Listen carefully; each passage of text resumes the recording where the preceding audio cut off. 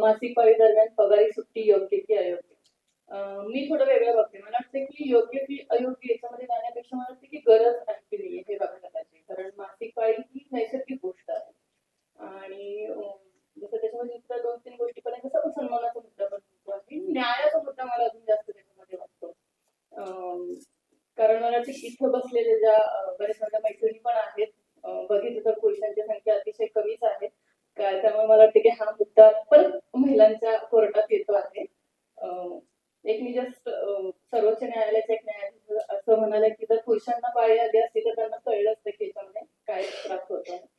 तर स्थिती अशी आहे की जगाची लोकसंख्या जी 50% आहे, तर त्या 50% महिलांना जे काही त्यांच्या शारीरिकदृष्ट्या ज्या काही मुद्दे होतात त्याच्याबद्दल आपल्याकडे अजून पुरुषांमध्ये तेवढी संवेदनशीलता नाही आहे, पण जागरूकता नाही आहे.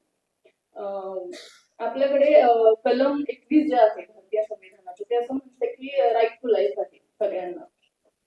तर तथा सर्वोच्च न्यायालय असं म्हणाले की त्याच्यामध्ये मासिक पाळी व्यवस्थापन हा मूलभूत हक्क आहे. आपण जर कलम 42 घेतलं तर त्याच्यामध्ये ही मानवीय कंडिशन आणि न्यायी कंडिशन परिस्थिती असायला पाहिजे महिलांना काम करण्यासाठी. खरं तर ह्या सगळ्या तरतुदी आहेत, पण होतं कसं वास्तवात सांगते. मी स्वतः ज्या ग्रामीण भागातून आले म्हणजे लहानपणी माझ्या वेळी बिलकुल बोलत नाही. मी छोट्याशा वस्तीतून आली, शेतीतून आली.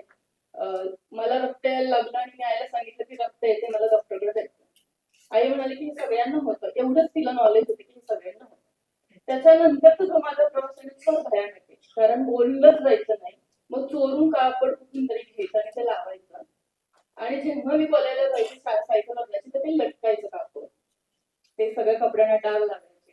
तर अजूनही ग्रामीण भागामध्ये अशी परिस्थिती अनेक ठिकाणी आहे.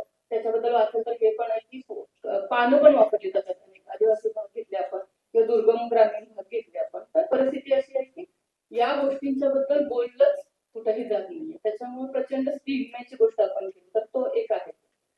दुसरं मी या गोष्टीकडे सुट्टी वगैरे अशा पद्धतीनं नाही बघत. मला वाटतं की तो थोडासा अजून रिजिड पद्धतीने बघायला नको पाहिजे. कारण हा मुद्दा काही टक्के कर्मचाऱ्यांच्या बद्दलचा नाहीये. मला असं वाटतं की एकूणच महिलांचं प्रजनन आरोग्य जे आहे त्याच्याबद्दल दृष्टीने बघायची गरज आहे. मग त्याच्यामध्ये कदाचित प्रसूती रजा असेल किंवा प्रजनन आरोग्याच्या बद्दलच्या गोष्टी असतील, तर याच्यात फक्त महिलाच येत नाही तर मुली पण आहेत. मी शाळांमध्ये जेव्हा सेशन घ्यायला जाते मासिक पाळी व्यवस्थापनावरती, तर अजूनही मुलीही खाली माना घालतात, मुलं तर हसतात. एवढी अजून आपल्याकडे मूलभूत गोष्टीही नाही. तर मला वाटतं की जेव्हा आपण सुट्टीबद्दल बोलतोय तर कदाचित असं लोकसंख्या बोलण्याची शक्यता आहे की त्यांना पाळीच येत नाहीये की मग सुट्टीचा परिणाम असा होईल, मग तसं होईल, मग नोकऱ्या मिळतील की नाही, किंवा कदाचित असं महिला असू शकते की ज्यांना त्रास होत नाहीये. पण मला वाटतं की सर्वसाधारणपणे आपण बघतो की आकडेवारीची कदाचित तिथे आलेले सगळे मित्रमैत्रिणी सहमत असते की बहुतांश महिलांना हा त्रास होतो. त्यामुळे सर्वंकष पद्धतीचं जर धोरण याच्याबद्दलचं आलं तर मला वाटतं की कुठंतरी त्याच्यामध्ये तरतुदी ज्या आहेत त्या याला येतील, उपयोगात येतील. माझी स्वतःची एक अनुभव शेअर करते की आपल्याकडे जरी प्रसूती रजा असेल, मी शासकीय याच्यामध्ये काम करत होते एका विभागामध्ये.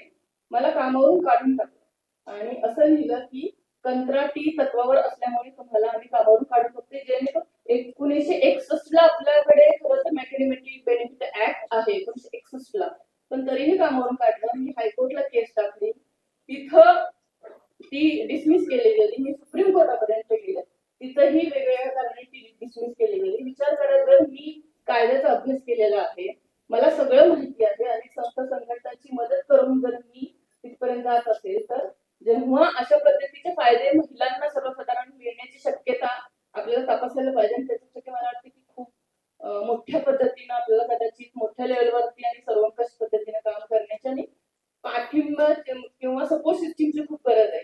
कारण बऱ्याच वेळा असंही होतं की आपल्याकडे आकडेवारीच नाहीये कुठल्या प्रकारची.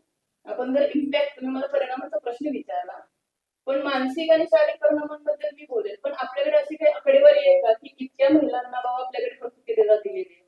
बिहारची आकडेवारी आपल्याकडे आहे का की बाबा बिहारमध्ये बाबा पॉलिसी 1992 ला आहे, पण किती महिलांना खरं तर वास्तवात सुट्टी दिली जाते? तर मला वाटतं की ह्या सगळ्यांचा अभ्यास करायची गरज आहे. फक्त एकच मी महिला आयोगाच्या अध्यक्ष आहेत म्हणून रुपाली ताईंना विनंती करू इच्छिते माझी केस महिला आयोगाकडे पण नेली होती आणि महिला आयोगाच्या तुम्ही म्हणजे वेगळ्या ह्याच्यावरती हा अध्यक्ष त्यांनी फक्त फाईलवर असं लिहून दिलं की विभागाकडे ती फाईल पाठवली आणि याच्यामध्ये लक्ष द्यावं. तर मला वाटतं की 2014च्या नंतर म्हणजे 15च्या आसपास वगैरे असेल.